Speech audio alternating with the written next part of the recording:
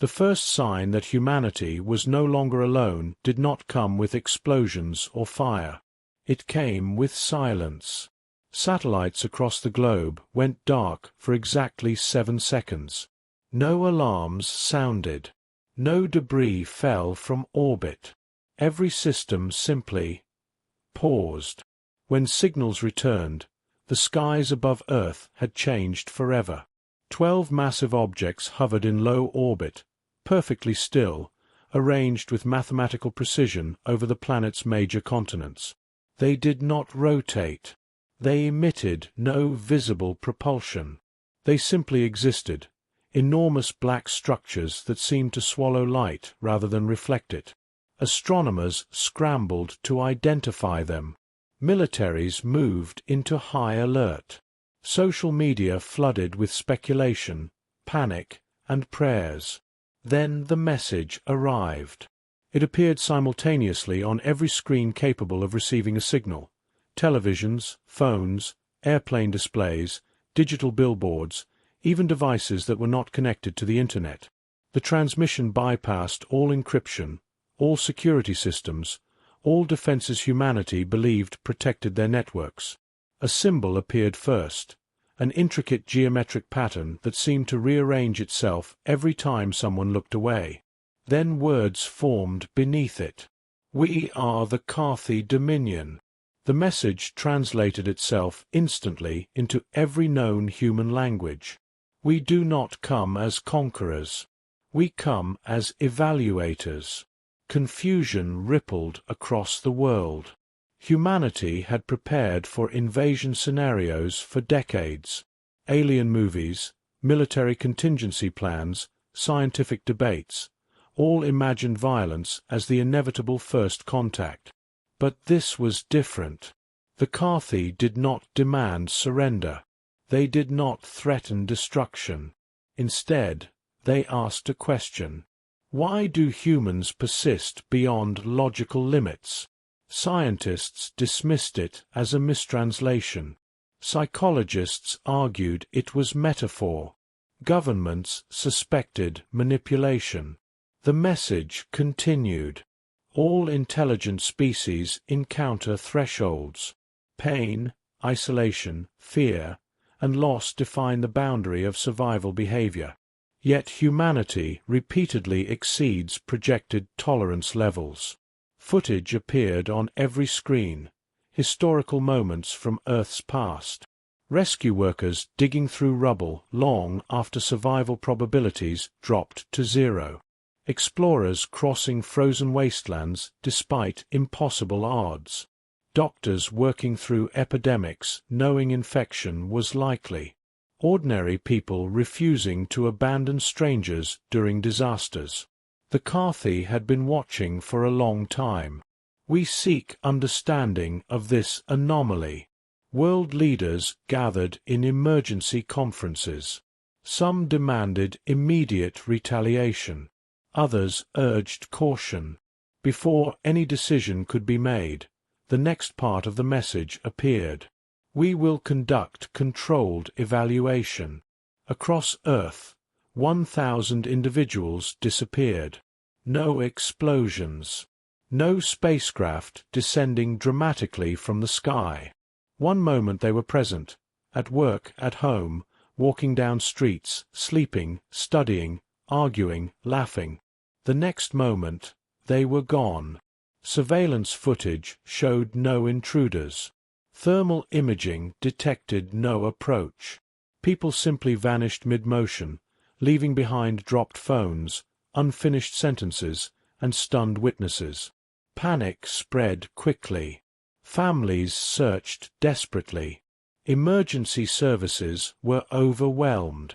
Theories ranged from secret government experiments to mass hallucination. Then another transmission arrived. Selected subjects represent broad distribution of human genetics, professions, cultures, and psychological profiles. Images of the missing appeared beside the message. Teachers, engineers, farmers, soldiers, students, artists, ordinary people. Evaluation will determine if humanity's behavioral anomaly represents adaptive advantage or instability risk. Then came the line that chilled the world. Failure will result in planetary sterilization to prevent uncontrolled expansion. Humanity finally understood. This was not diplomacy. This was judgment. Inside an immense metallic structure far beyond Earth's atmosphere, 1,000 humans regained consciousness. The air felt artificial, thin yet breathable. The walls curved unnaturally, smooth like liquid metal frozen in motion. The floor beneath them pulsed faintly, as if the structure itself possessed a heartbeat. No doors were visible. No windows revealed the outside universe. Each person found themselves alone in a chamber designed with unsettling precision, minimalistic, efficient, impossible to damage. Then the voice spoke. It did not echo from speakers. It resonated directly inside their minds. Calm, analytical, emotionless. You will be tested until you reach your limit. A pause followed, as though the intelligence behind the words was analyzing their reactions in real time. We will observe the moment you break. For a long moment, no one spoke. Then, somewhere inside the labyrinth, a single human laughed quietly. Not because the situation was funny, but because humanity had heard those words before, and history had never ended the way their challengers expected. Darkness came first. Not the comforting darkness of night, nor the gentle dim of a quiet room. This darkness felt deliberate, engineered to erase orientation, depth, and time itself. When the 1,000 captives opened their eyes, they found nothing waiting for them. No walls, no corners, no visible floor. Just endless black. The air was cold but breathable, carrying a sterile metallic scent. Every sound seemed swallowed instantly, as though the environment absorbed even echoes. Some called out instinctively, their voices trembling as they listened for any response. Nothing answered. Minutes passed. Or hours. It was impossible to know. The Carthy Dominion observed from beyond perception, measuring neural signals and hormonal fluctuations. Stress indicators rose immediately. Elevated cortisol. Accelerated heart rates. Pupil dilation. The expected beginning of psychological collapse. Isolation had always been a reliable braking tool. Most species, when separated from sensory reference points, lost cohesion of thought within predictable time frames. Panic evolved into confusion, confusion into despair. But humans introduced variables the Dominion had not fully accounted for. At first, the captives attempted to orient themselves. Some crawled cautiously forward, hands searching for boundaries. Others remained perfectly still, conserving energy as instinct suggested. Eventually, the first sound broke the silence. Someone began humming. It was quiet at first, a simple melody with no identifiable origin. The tune wavered, uncertain, but persistent. It was not meant for performance. It was meant for survival. Moments later, another voice joined, attempting harmony despite never meeting the first singer. Across the darkness, individuals began creating sound. Footsteps shuffled deliberately to avoid losing balance. Some whispered their own names repeatedly, anchoring identity against the void. One person began counting aloud, slowly, carefully, refusing to let time dissolve completely. The Carthy recorded an unexpected phenomenon. Humans were manufacturing sensory input. When deprived of stimuli, they created it. After an unknown duration, faint illumination appeared. A dim grey surface materialized beneath each subject, revealing a narrow corridor stretching forward. The walls were smooth, seamless, featureless. Every corridor appeared identical. Each human was still alone. A voice entered their minds once again. Phase 1. Endurance. Temperature dropped instantly. Cold spread rapidly through the corridors, condensing breath into visible clouds. Muscles stiffened. Fingers trembled. Some attempted movement to maintain circulation. Others wrapped arms tightly around themselves. Hours passed under freezing conditions. Then, without warning, heat replaced the cold. The air became dry, heavy, oppressive. Sweat formed quickly. Dehydration began, accelerating cognitive fatigue. The environment cycled unpredictably between extremes: hot, cold, bright, dark, silence, low-frequency vibrations that unsettled equilibrium. Food appeared irregularly, small nutrient blocks lacking flavor, delivered without explanation. Sleep cycles became impossible to maintain. Fatigue accumulated rapidly. Still, collapse rates remained significantly below projection models. Instead of surrendering to the stress, humans began altering behavior. Some developed pacing patterns to conserve energy. Others experimented with breathing rhythms to maintain focus. One subject used fingernails to scratch markings along the wall, creating a rough measurement system for tracking time intervals. Another began leaving messages. Simple phrases carved carefully into the surface. "Keep going. You're not the only one here. Someone else is still fighting too." Though separated, the knowledge of shared struggle became strength.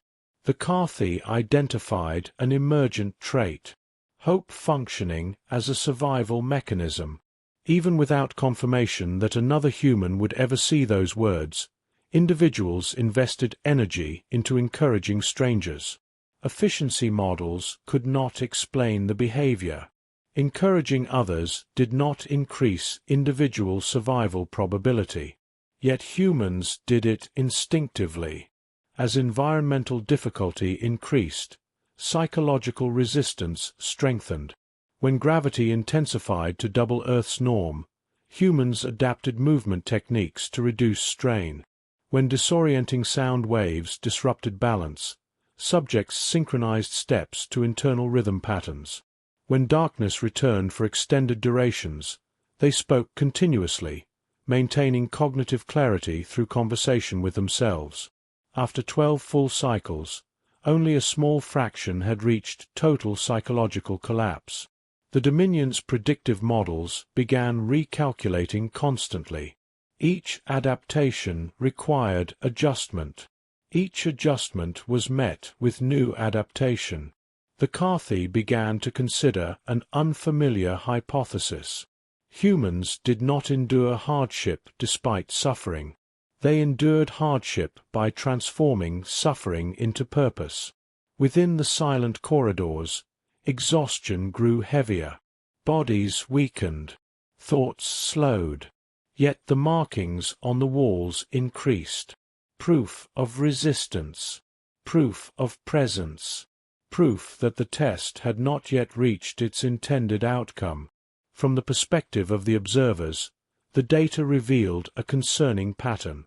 The limits they expected to measure appeared disturbingly difficult to find. The maze changed without warning. For what felt like endless cycles, every human had endured alone, isolated inside narrow corridors that stretched endlessly in identical patterns. The environment had conditioned them to rely only on their own thoughts, their own breath, their own fragile endurance. Then the walls moved. At first, the shift was subtle. A faint vibration trembled through the metallic floor, barely noticeable beneath aching muscles and exhausted minds. Then came the sound, a deep mechanical resonance that echoed through the labyrinth like distant thunder. Seamless surfaces split apart. Corridors expanded. Barriers dissolved. For the first time since their capture, the humans were no longer alone. A young engineer named Matteo stumbled forward as his corridor widened into a circular chamber. Across the room, another figure appeared, a woman leaning heavily against the wall, her breathing uneven but steady. For a long moment, they simply stared at each other. Neither spoke. The presence of another human felt unreal, like a hallucination created by desperation. Then the woman laughed weakly. "I was starting to think I imagined everyone else," she said, her voice hoarse from disuse. Matteo managed a tired smile. "Good. That means I'm not hallucinating either." Within minutes, more corridors opened. Small groups formed, cautiously at first, uncertain whether this was another psychological trick. Some approached slowly, as if afraid the others might disappear. But they did not vanish. They were real. And the moment that realization settled, something extraordinary happened. People began helping each other instinctively. No commands. No hierarchy. No negotiations. A nurse examined a stranger's injured ankle without being asked. An older man offered advice on conserving energy while walking under increased gravity. Someone shared a technique for maintaining mental clarity during sensory deprivation. Knowledge spread rapidly, exchanged in fragments of conversation between people who had never met before. The Carthy Dominion observed the interaction closely. Most intelligent species displayed territorial behavior when introduced under stressful conditions. Competition typically emerged quickly, particularly when resources appeared limited. But the humans displayed minimal hostility. Instead, they prioritized collective survival. The maze responded. Gravity increased again. Sections of the floor shifted unpredictably, forcing constant adjustment of balance. Then the predators arrived. Small mechanical drones descended silently from the ceiling, their movements smooth and precise. Their metallic surfaces reflected distorted images of the humans below. Without warning, one drone accelerated. It struck a man from behind, sending him crashing to the ground with brutal force. Panic erupted briefly. Then adaptation began. "Don't run randomly," someone shouted. "Watch its movement pattern." The drones attacked methodically, targeting individuals who separated too far from the group. Within minutes, humans began identifying behavioral patterns.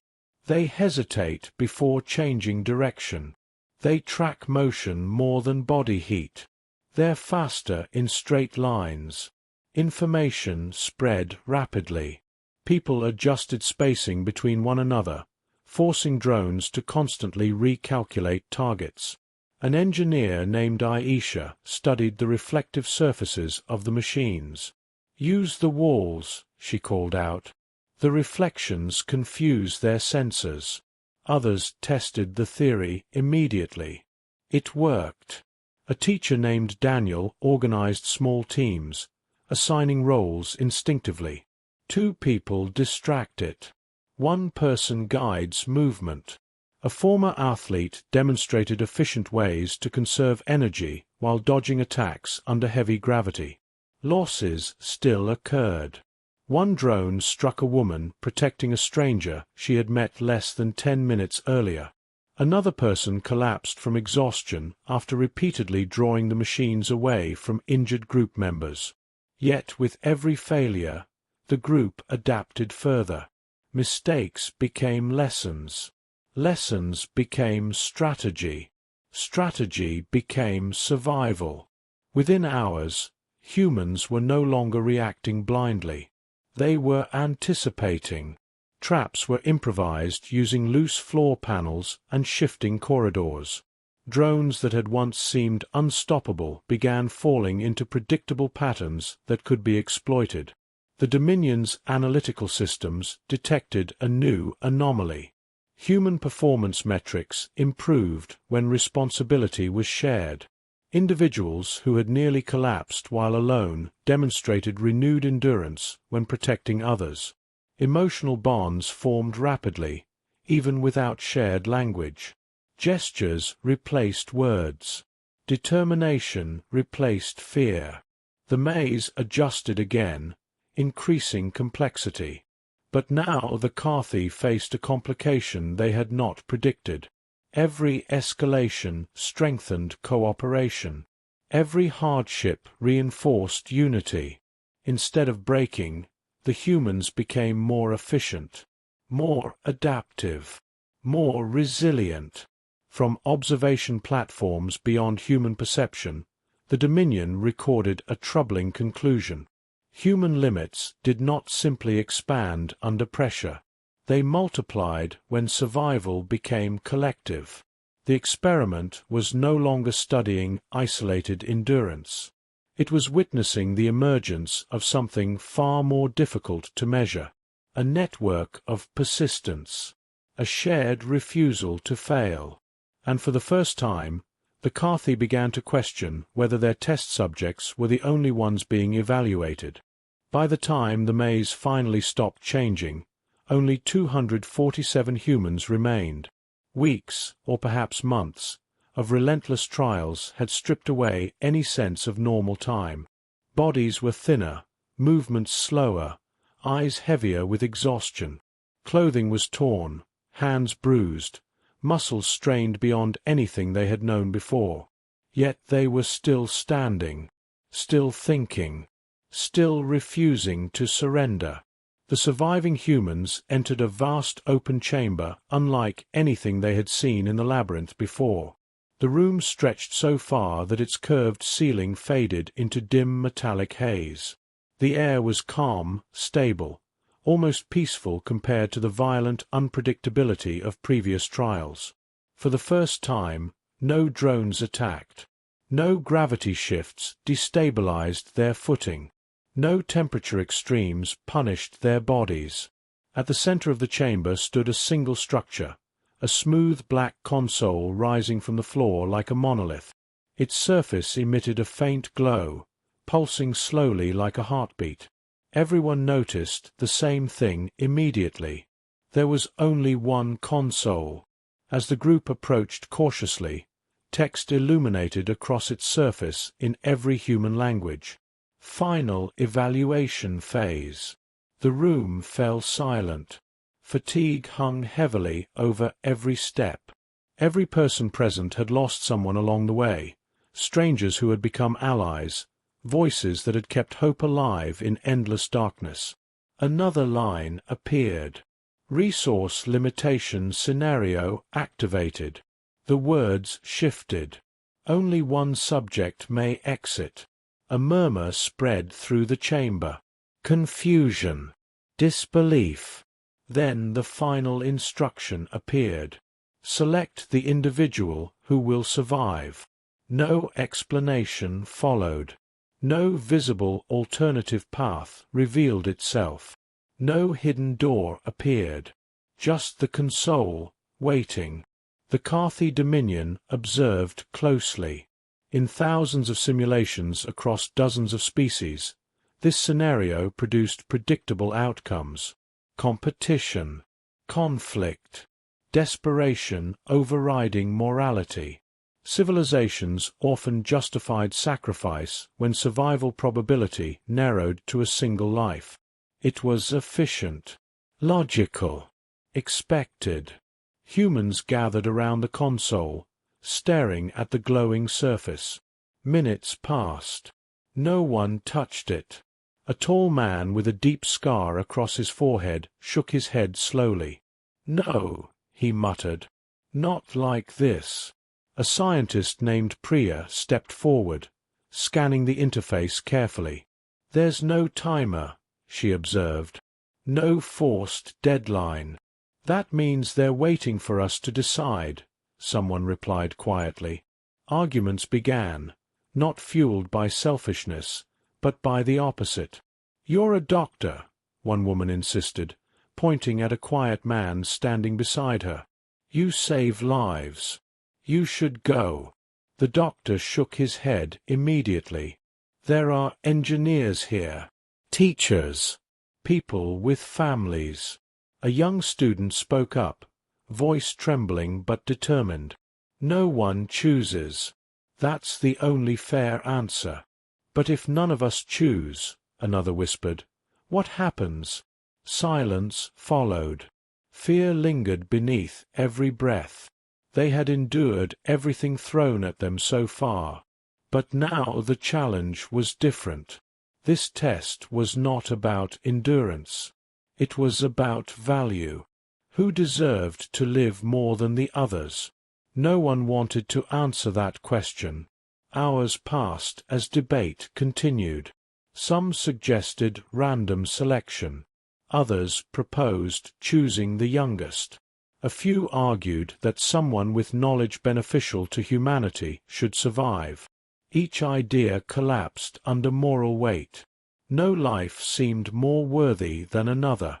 Finally, a quiet voice spoke from the back of the group. A young woman stepped forward slowly, her movements stiff from exhaustion. "We've been tested this entire time," she said calmly. "Not just physically. Everyone listened.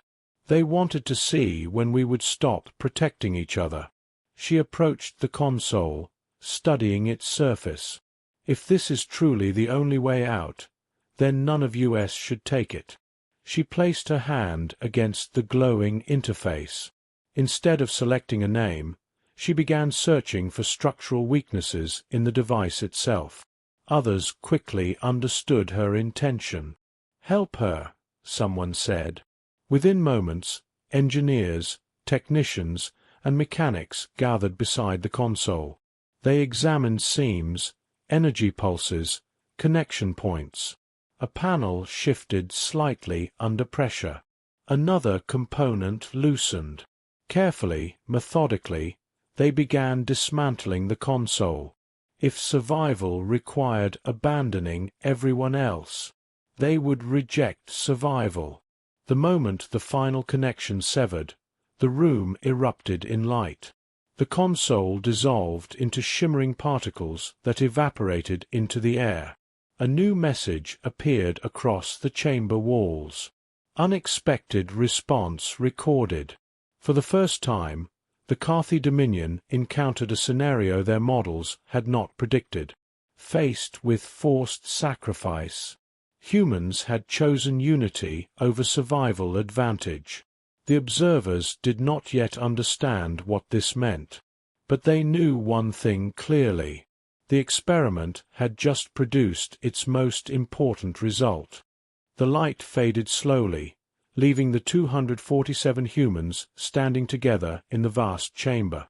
The metallic walls around them shimmered, no longer cold or threatening. The labyrinth that had once shifted endlessly now stood still, silent, as though awaiting instruction. For the first time since their capture, no new challenge appeared. No new danger emerged. Only a voice spoke. But this time, the voice was different. It no longer sounded distant or analytical. There was hesitation within it, something unfamiliar to the Dominion that had claimed complete certainty in their understanding of the universe. Evaluation complete. The humans exchanged cautious glances. No one celebrated yet. No one trusted the sudden calm. The voice continued. Behavioral outcome deviates from predictive modeling. Around them, the walls became transparent, revealing something no human had seen since their abduction. Stars. An enormous structure surrounded them, larger than any space station humanity had ever imagined. Countless geometric layers rotated slowly, forming patterns too complex for immediate comprehension. The scale of the construct made even Earth's largest cities seem insignificant. The Carthy Dominion revealed themselves at last. Tall, slender figures appeared as projections of light within the chamber. Their forms were partially translucent, composed of shifting geometric surfaces rather than solid biological shapes. Their presence felt less like standing beside living beings and more like standing near living equations. "We are the Carthy," the voice said.